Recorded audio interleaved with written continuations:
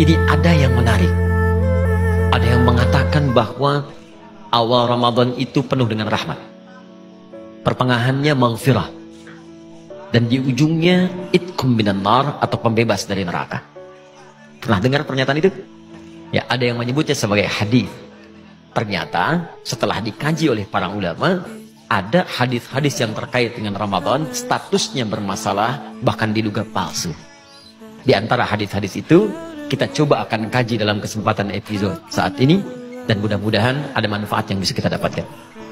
Hadis yang pertama, yang tadi kita dapatkan riwayatnya panjang, bahkan disandarkan pada sahabat Salman Al-Farisi, ada yang menyandarkan pada sahabat Ali bin Abi Thalib, yang diduga bahkan keduanya tidak pernah menyampaikannya. Apa kalimatnya? Atakum syahrun Ramadan, atakum syahrun Ramadan, telah tiba bulan Ramadan. Kemudian yang paling menarik, awaluhu rahmah, awalnya adalah rahmat.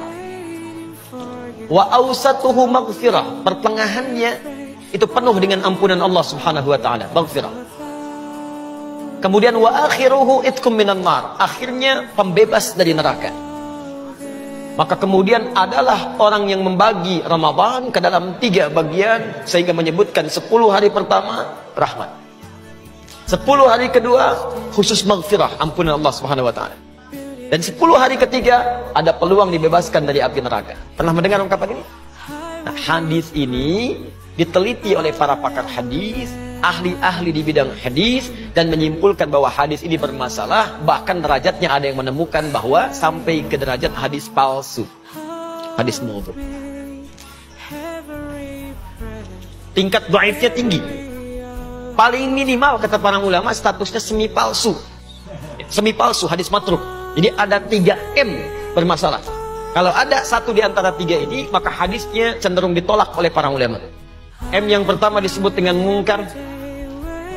Hadis yang diriwayatkan oleh orang yang tertuduh seringkali berbuat maksiat. Dia meriwayatkan hadis tapi terlihat suka berbuat salah. Ada yang mabuk, ada yang berselisih, maka hadisnya diingkari oleh para ulama. Ada yang kedua disebut dengan matruk namanya. Matruk, bukan sekedar diingkari, ditinggalkan. Ditinggalkan. Nah, orang ini seringkali berbicara dusta, sehingga tidak bisa dibedakan mana dusta, mana hadis yang keluar dari lisannya. Dan yang ketiga, ini yang paling tinggi, disebut dengan maudhu'. M yang ketiga, maudhu', yaitu hadis yang sengaja dipalsukan dan diatasnamakan pada Nabi SAW. Di antara golongan hadis maudhu', bahkan minimal matruk, adalah hadis yang menyebutkan awal pertama Ramadan rahmat, pertengahannya maghfirah, dan ujungnya pembebas dari neraka. Apa indikasinya? Satu, ini bertentangan langsung dengan hadis-hadis Nabi yang lain, yaitu yang sahih. Hadis-hadis sahih mengatakan semua Ramadan siang dan malamnya, pertama sampai akhirnya, itu berisi rahmat dan ampunan Allah Subhanahu wa taala. Jadi Nabi sendiri nggak pernah memisah-misah awal, akhir, pertengahan, tidak. Tapi kata beliau, Al-Bukhari nomor hadis 38,